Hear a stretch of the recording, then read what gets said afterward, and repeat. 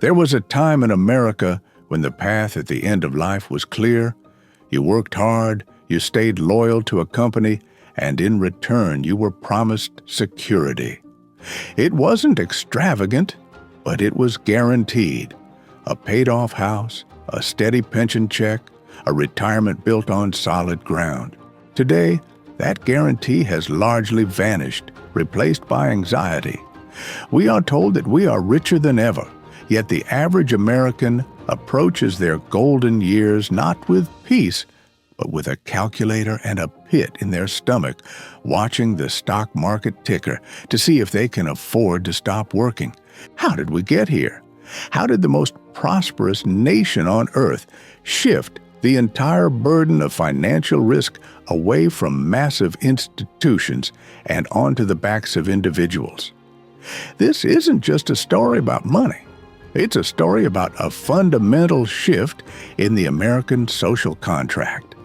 A story of love, loyalty, and the slow evaporation of financial certainty. To understand what we lost, we have to look at what we had.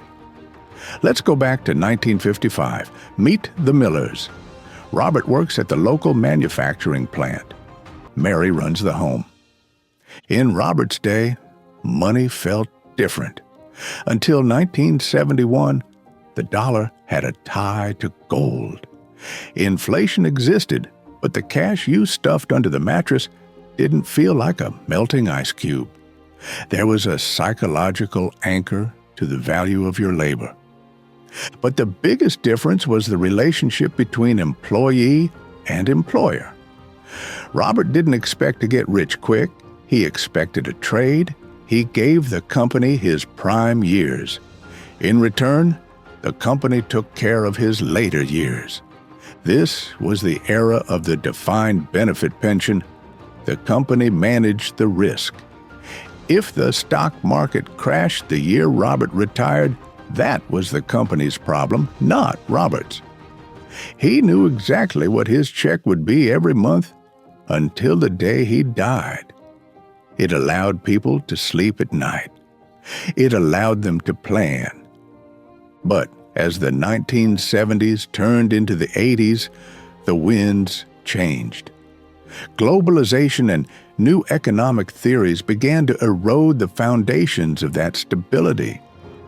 Companies looked at those pension obligations not as promises, but as massive liabilities weighing down their stock price.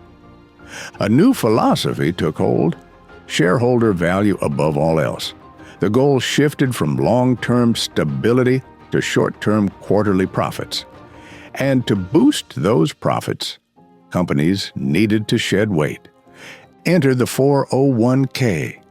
It was never meant to replace pensions entirely. It was supposed to be a supplement. But corporations saw an opportunity. They could shift the responsibility of saving and, critically, the investment risk off their books and onto the employee. Suddenly, you weren't just a worker. You had to be an investor. We were told this was liberation. We were taking control of our own destiny. And for a while, in the booming 90s, fueled by easy credit and rising markets, it felt like everyone was winning. We traded security for the potential of higher returns. That brings us to today. Meet the Davises. They are the grandchildren of the Millers. They are both working, perhaps 2 jobs each, participating in the gig economy just to keep up with the cost of living. The Davises have no pension.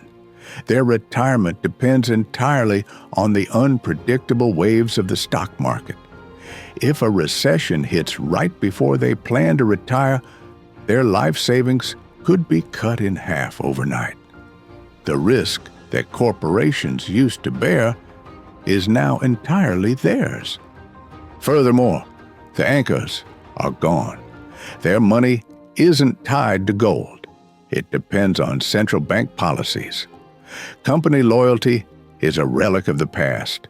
They might change jobs 10 times in a career, never building up significant tenure anywhere.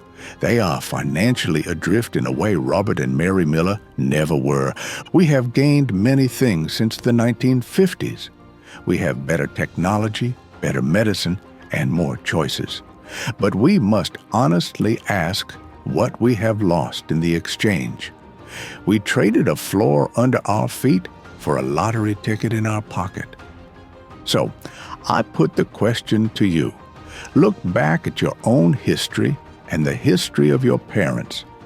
Was the old system of loyalty and pensions actually sustainable, or was it a golden cage? Are we better off today, having control over our own investments despite the terrifying risks?